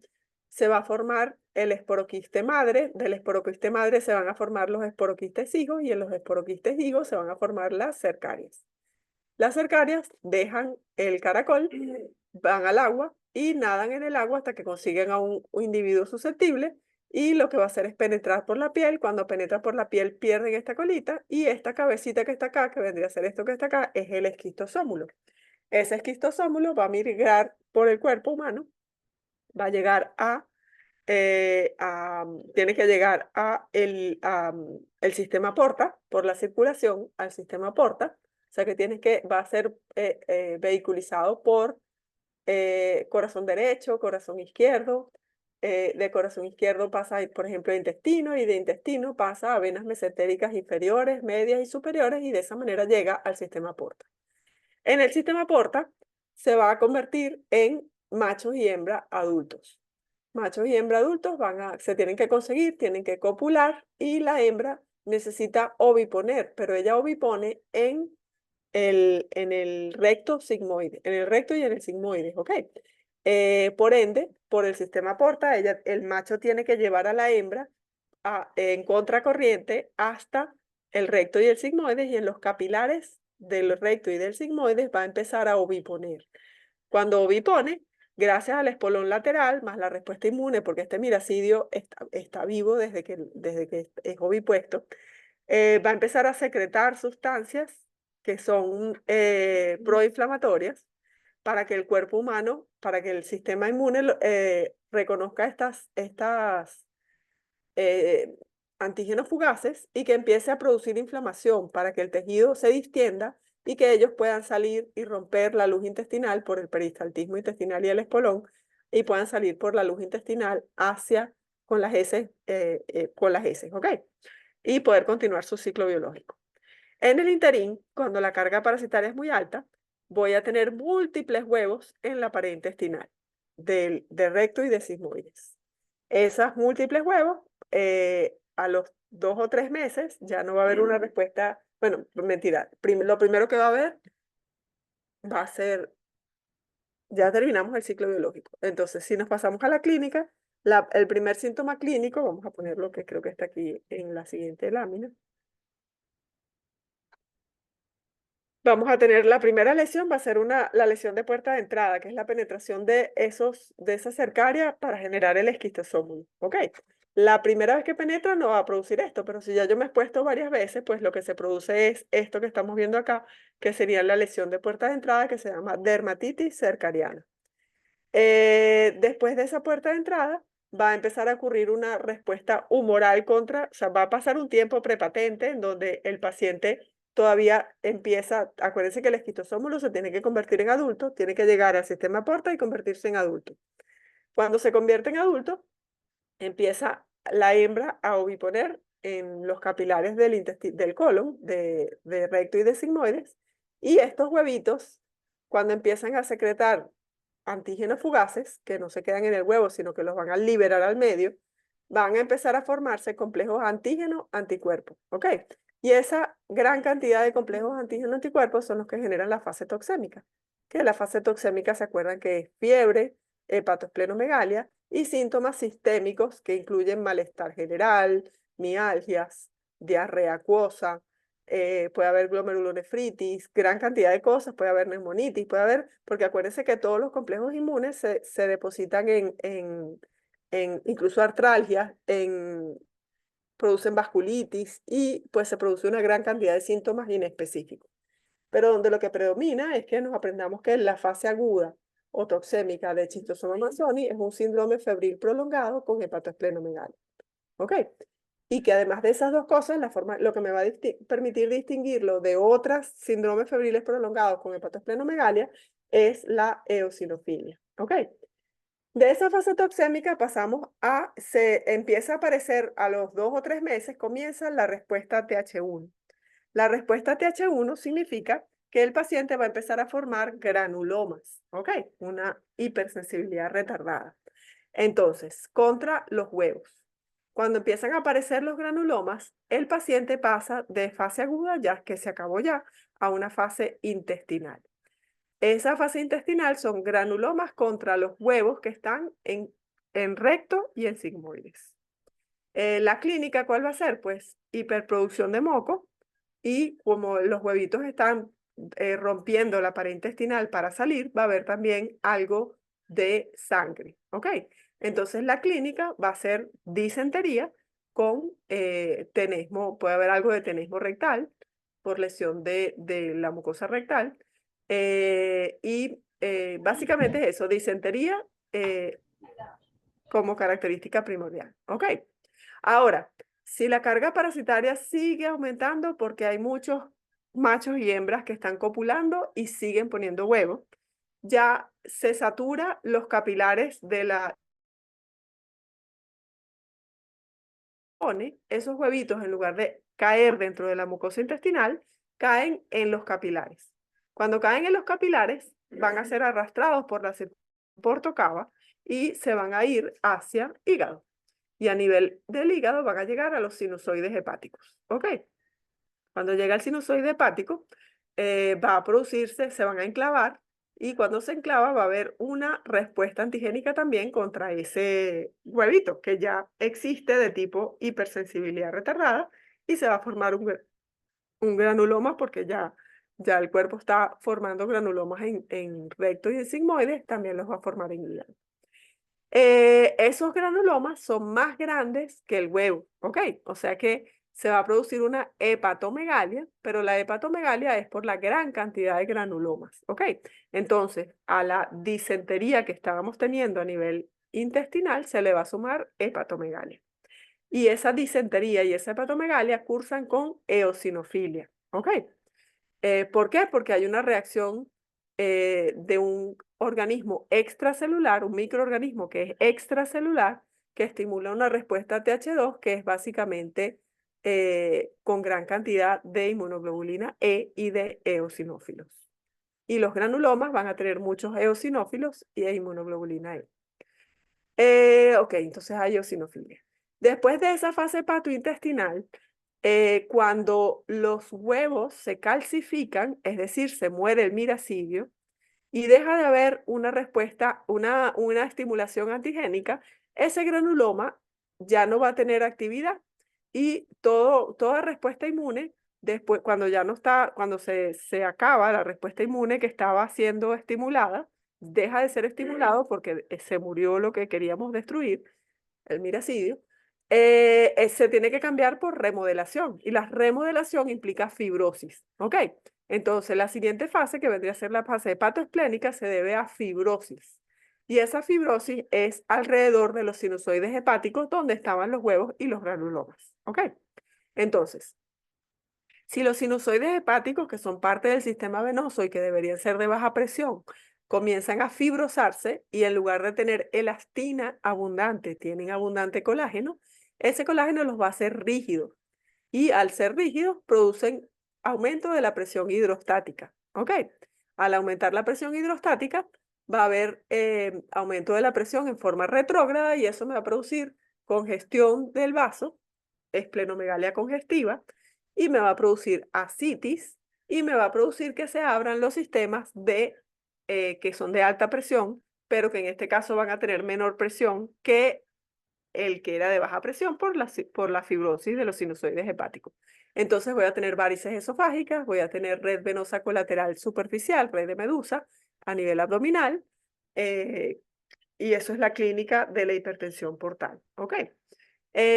Cuando están abiertos estas anastomosis por tocaba, lo que va a ocurrir es que si todavía tengo hembras y machos poniendo huevitos, los huevitos ya no se van a ir hacia el hígado, sino que se van a ir por las anastomosis por tocaba y de esa manera van a llegar a pulmón, ¿ok? Corazón derecho y de corazón derecho a pulmón. En pulmón, pues se van a formar granulomas en pulmón y se va a formar la fase cardiopulmonar, que va a ser originalmente por la formación de granuloma y posteriormente por la fibrosis una vez que se mueran los huevitos, ¿ok? Y me produce entonces lo que sería una hipertensión de la cámara derecha del corazón.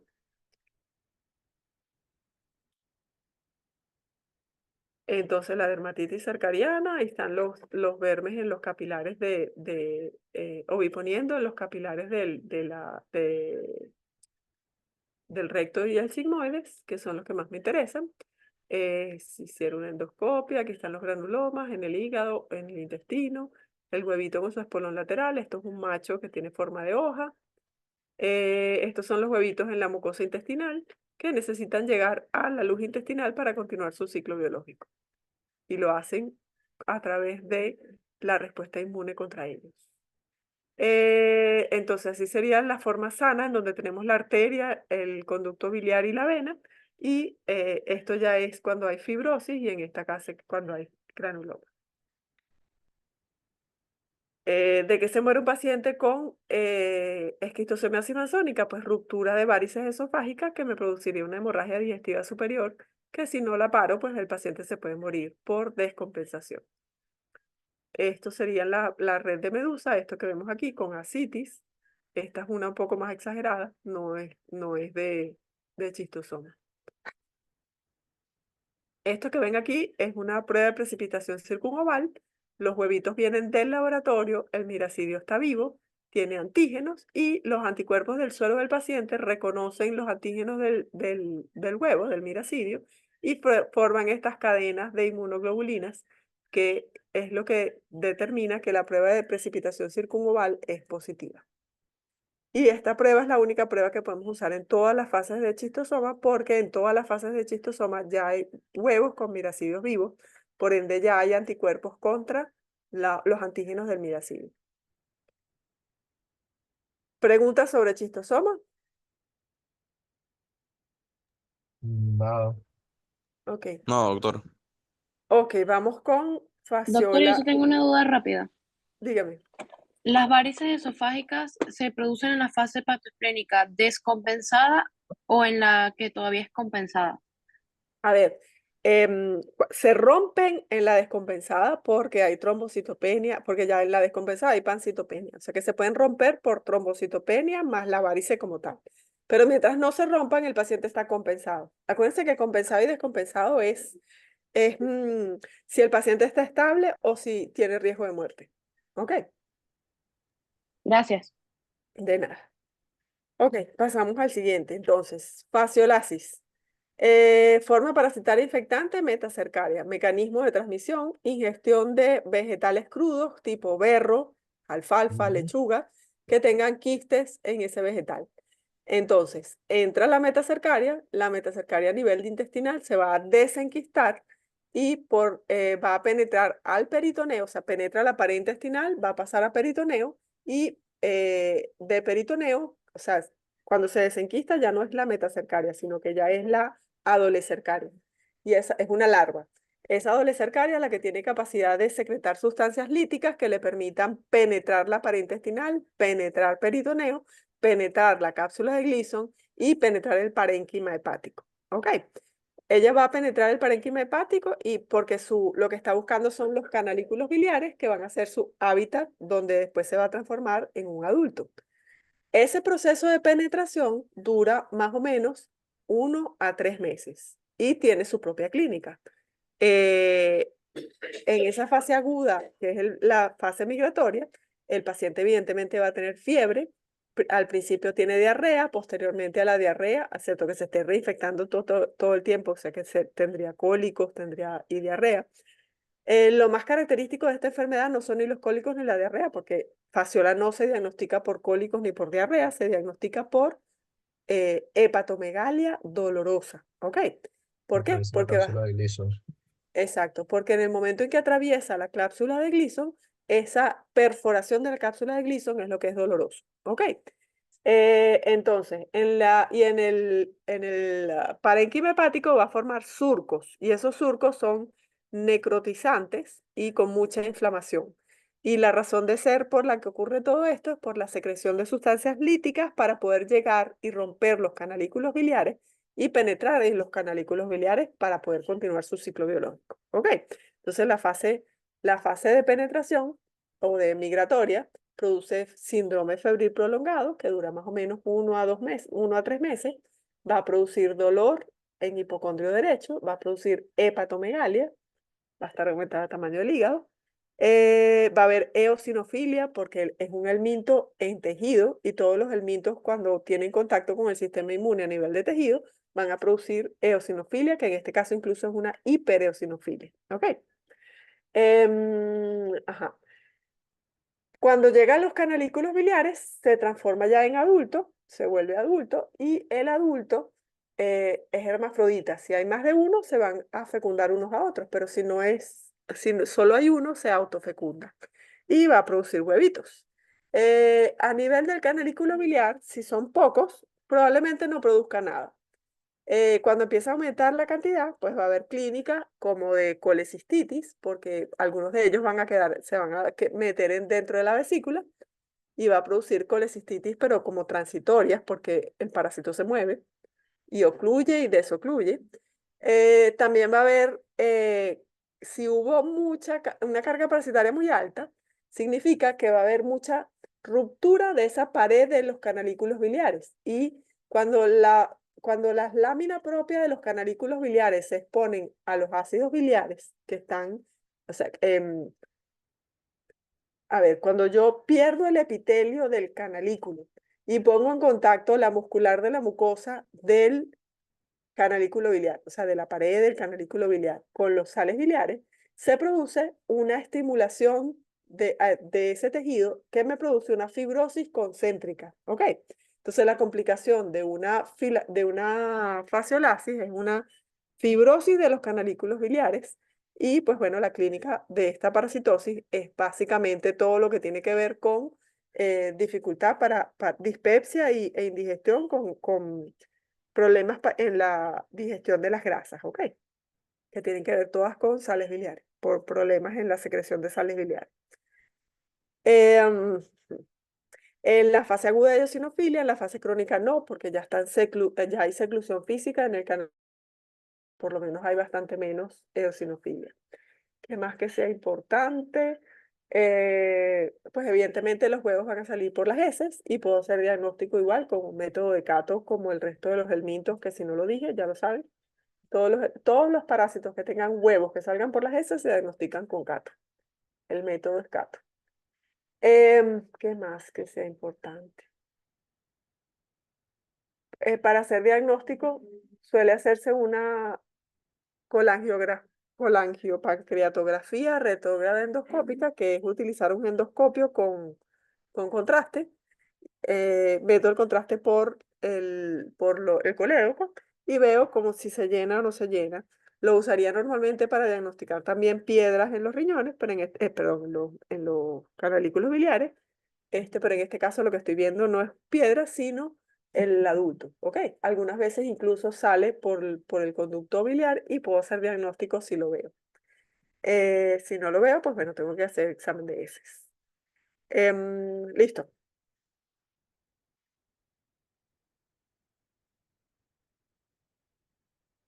El hospedador intermediario es Limnea cubensis o Limnea truncatula.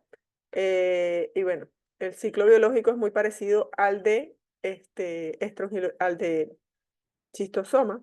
La diferencia va a ser que el adulto va a oviponer huevos. Esos huevos tienen que igual caer en el agua. De ese huevo va a salir un miracidio, que ellos no tienen el miracidio. El miracidio sale, entra dentro de las partes blandas del caracol, se forma el esporoquiste, dentro del esporoquiste se forman las redias y dentro de las redias se forman las cercarias y esas cercarias son las que van a salir y van a enquistarse en los vegetales. El huevo es un huevo operculado, que significa que tiene este sombrerito por donde se rompe el huevo para que salga el miracidio, que es este que ustedes están viendo acá. Esta es la metacercaria en los berros y listo. Esto sería una resonancia magnética de hígado donde vemos las lesiones, los surcos que deja este parásito. Y esto sería la fibrosis de la fase terminal, o sea, de la fase ya de estado donde el parásito está en los canalículos biliares. ¿Ok?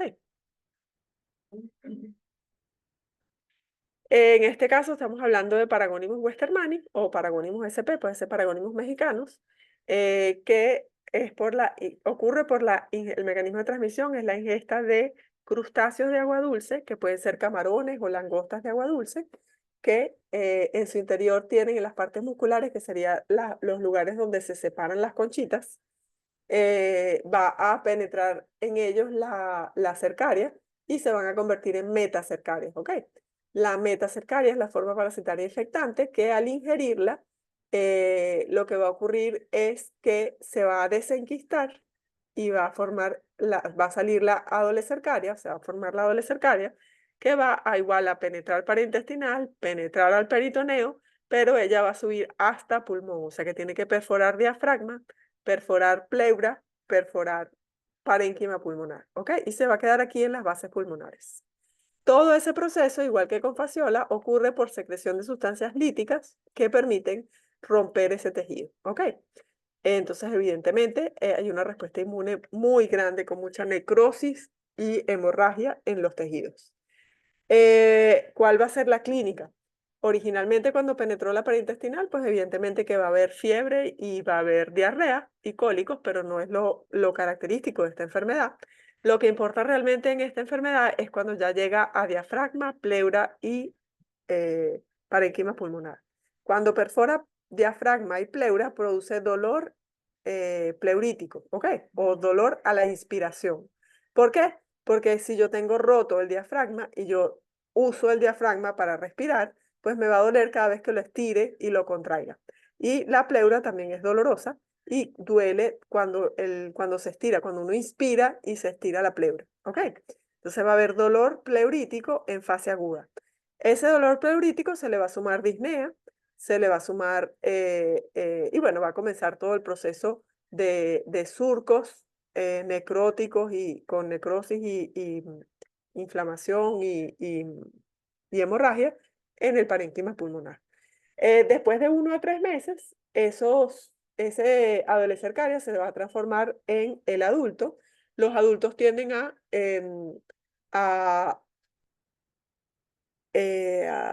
¿cómo se llama? Ellos tienden a ver, para el cuerpo va a ser un cuerpo extraño, ¿ok? O sea que va a ser encapsulado por el sistema inmune y en esos espacitos donde ellos están, ellos van a oviponer y ellos tienen que crear surcos o fístulas que los comuniquen con los alvéolos, con los bronquiolos, para que puedan salir los huevos por los bronquiolos, ¿ok?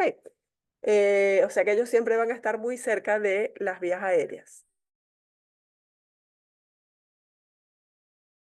Estarían en el árbol bronquial, ascienden con los vellos por los cilios del aparato respiratorio, van a salir por el esputo cuando uno tose o va a ser deglutido.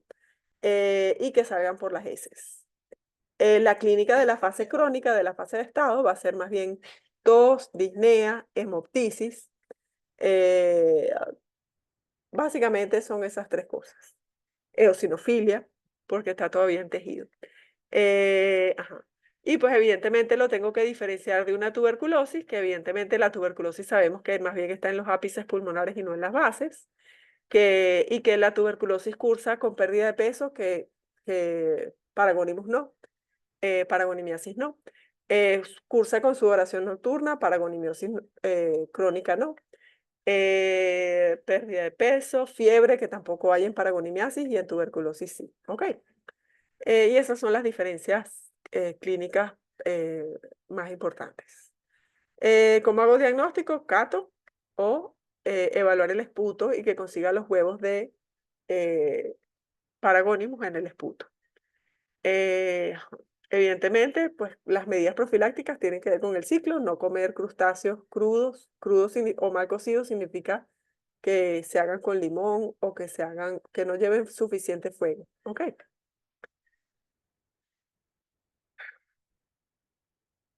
El hospedador intermediario va a ser Aruapirgus, el caracol Aruapirgus, y voy a tener un segundo hospedador intermediario, que son los crustáceos,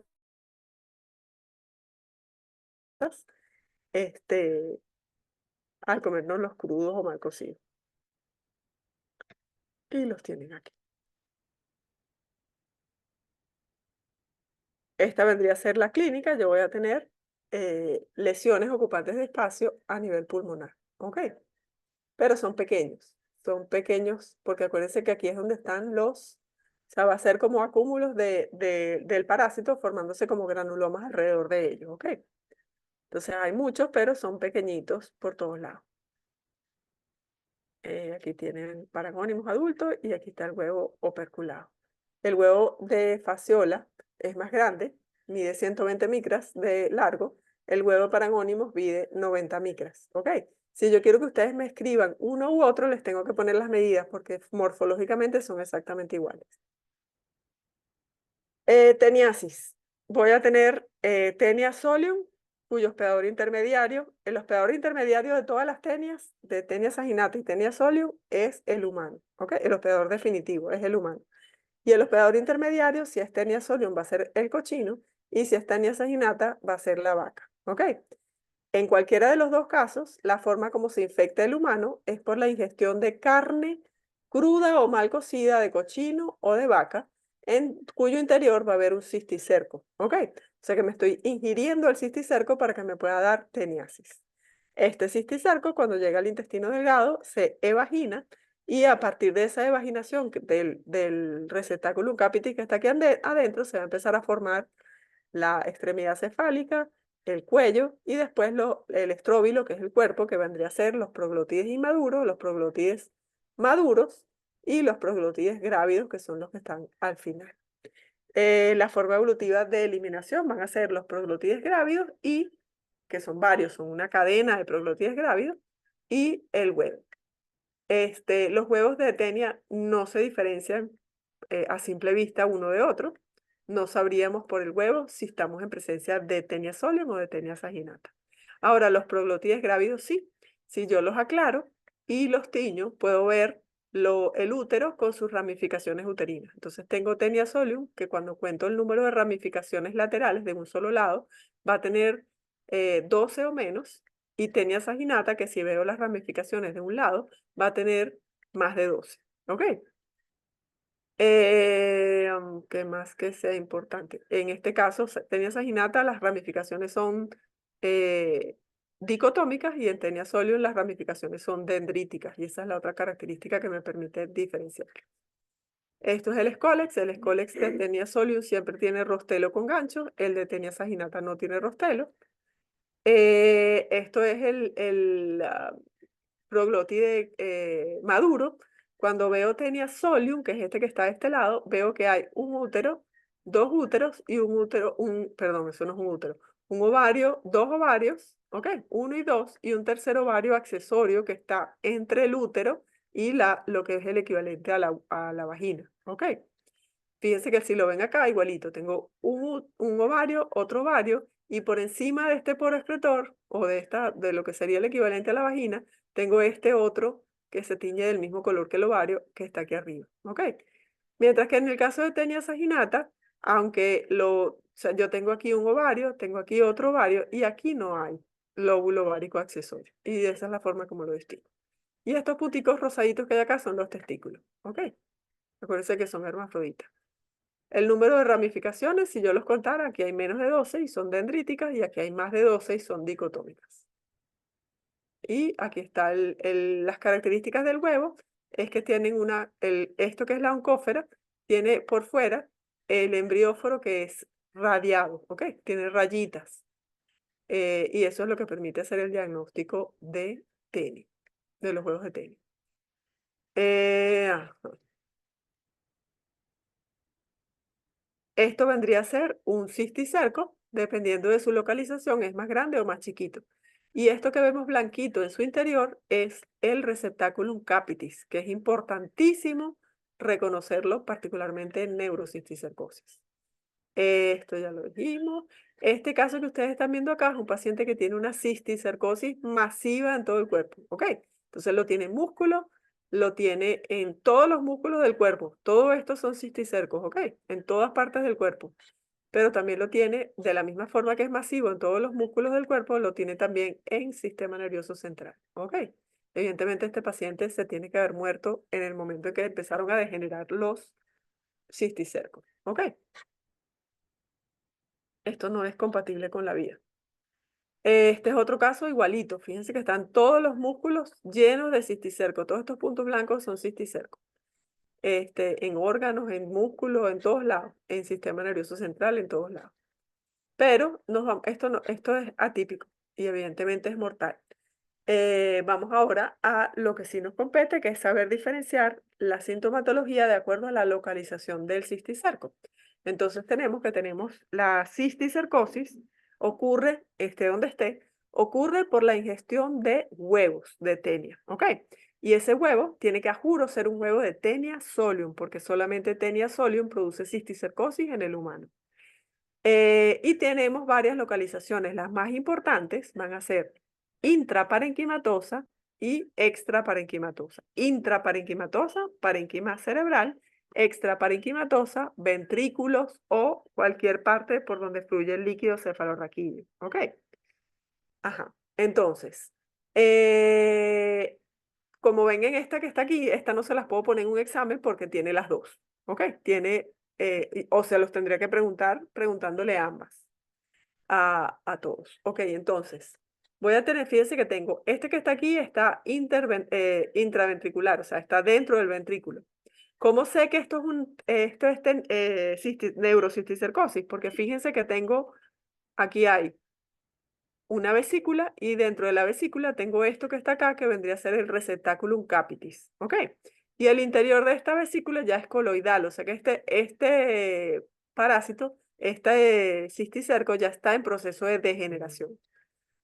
En este otro caso que tengo acá, igualito, tengo el cisticerco, ya está en degeneración, esto es el receptáculum capitis, y alrededor de ese receptáculum capitis tengo esto que es el edema, alrededor de ese cisticerco, que significa que el paciente, aquí tengo una cisticercosis activa, ¿ok? Porque ya se está degenerando el cisticerco.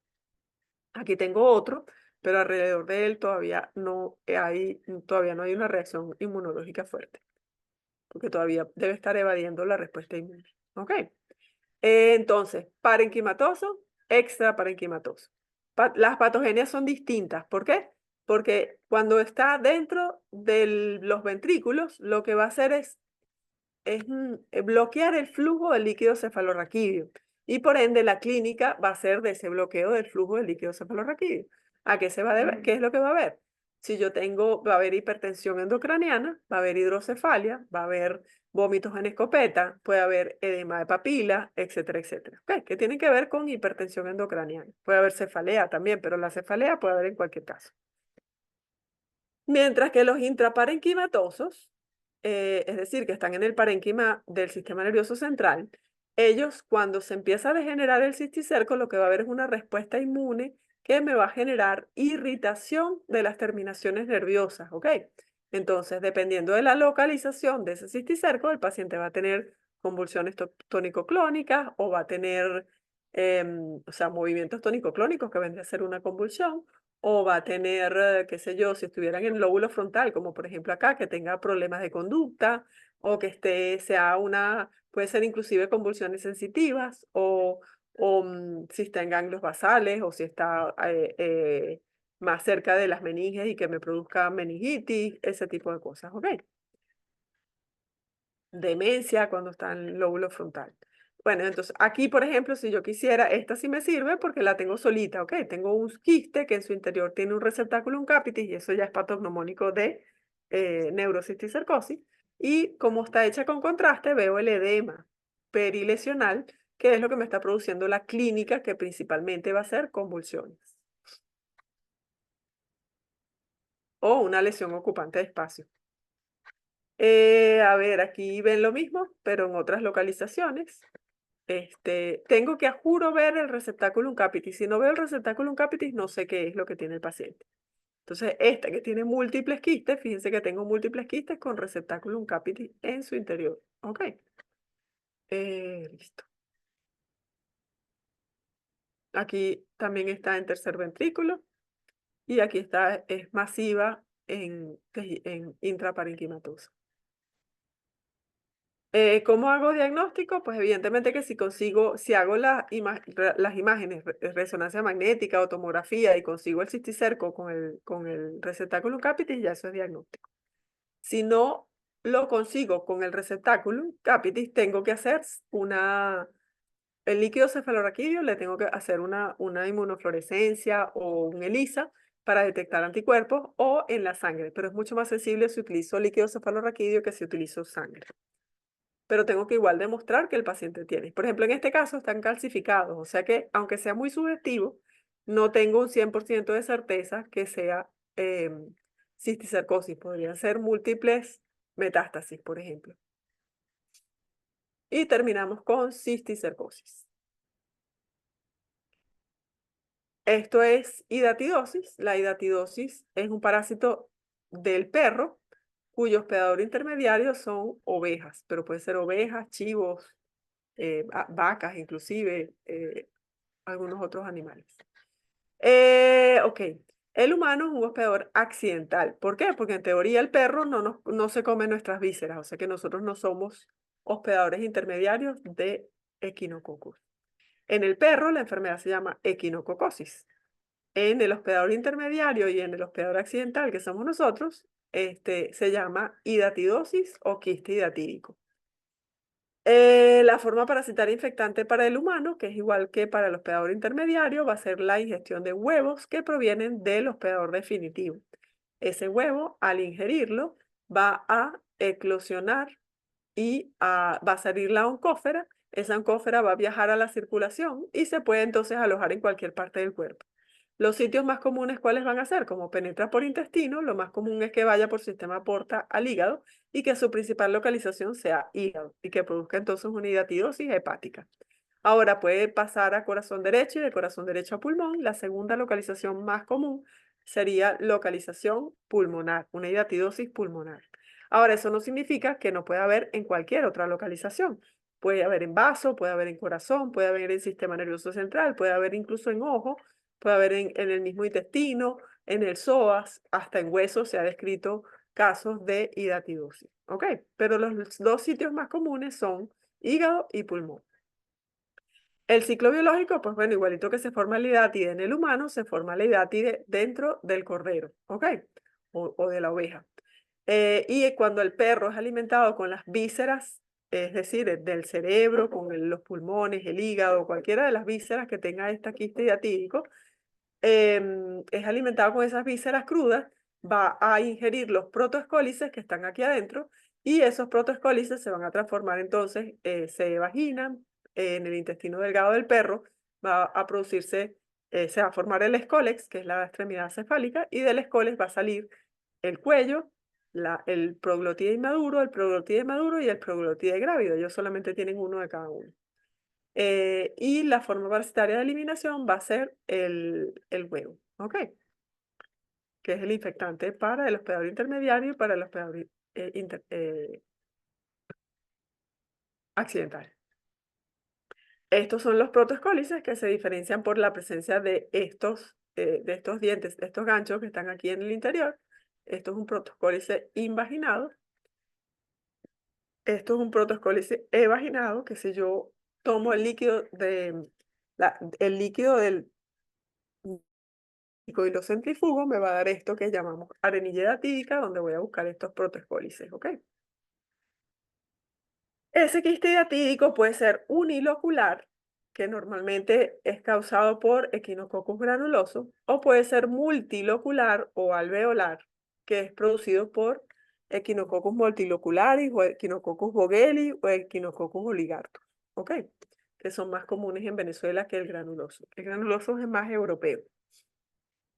Y bueno, lo que voy a ver si está localizado en pulmón, pues fíjense cómo está esta pared abdominal, esta pared torácica que tuvieron que quitarla completa con el quiste porque estaba tan adherido que si lo separaban se iba a romper. Y se acuerdan que la principal causa de muerte en una hidatidosis es la salida de ese líquido del quiste hidatídico porque es altamente alergénico y puede producir shock anafiláctico. Entonces, bueno, aquí tienen un paciente, esta es más fácil de reconocer. Esta es la hidátide, que está adherida a la pared costal y que hubo que sacarla completa. Dijimos que podía haber otras localizaciones, como por ejemplo aquí está en vaso, aquí está en corazón, una localización en corazón, aquí hay una localización cerebral, y bueno, pues en múltiples lugares. Ok, puede estar en muchos sitios. Dependiendo si es alveolar, hay que extraerla completa con el tejido completo normalmente. Si es cuando son múltiples, cuando es uno solo, es unilocular, normalmente uno extrae solamente el quiste si no está pegado al hueso. ¿Ok? Y aquí tienen una extracción quirúrgica donde solamente sacan el quiste. Esto que está aquí es Hymenolépis. El hospedador definitivo de Hymenolépis siempre son roedores, tanto Hymenolépis nana como Hymenolépis diminuta. Ahora, en el humano ocurre el ciclo completo, entonces el humano también es un hospedador definitivo, solo que no es el original del parásito, ¿ok? Simplemente, pues bueno, se puede desarrollar en el humano también. Las formas parasitarias infectantes puede ser por huevo o puede ser por el cisticercoide que esté dentro de un hospedador intermediario. Y los hospedadores intermediarios van a ser gorgojos o pulgas que se ingieran con alimentos contaminados o animales que tengan pulgas y pues por accidente comamos las pulgas, ¿ok? De ratones, de perros, lo que sea. El huevo va a cuando es por huevo, el huevo va a eclosionar en el intestino y va a perforar eclosiona, ingerimos el huevo, eclosiona y sale el embrión hexacanto. Ese embrión hexacanto perfora la vellosidad intestinal, particularmente del ilion, que es donde se absorbe el hierro, y dentro del ilion, de la vellosidad intestinal, va a formarse el cisticercoide, que es esto que ustedes están viendo acá. Este cisticercoide va a destruir la vellosidad, va a salir nuevamente hacia la luz intestinal, se va a adherir a las vellosidades y va a salir a partir de ese cisticercoide, se va a formar primero la cabeza, o sea, la extremidad cefálica, el cuello y el estróbilo, que estaría formado igualito por los proglótides inmaduros, los proglótides maduros y los proglótides gravios. ¿Ok? Ok.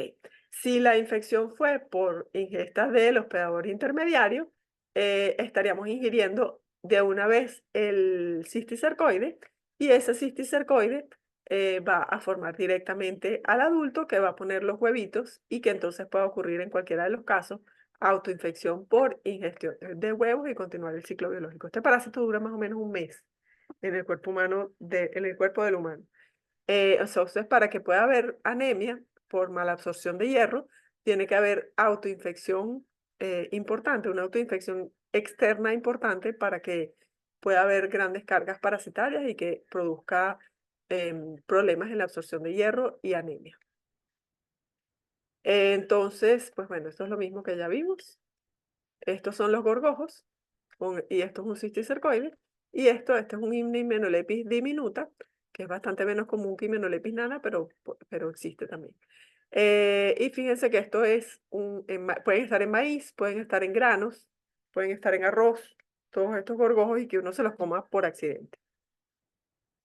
Ya estoy agotada. ¿Cuánto tiempo llevamos? No sé si quieren parar y volvemos a empezar. Terminamos con los del Minto. O,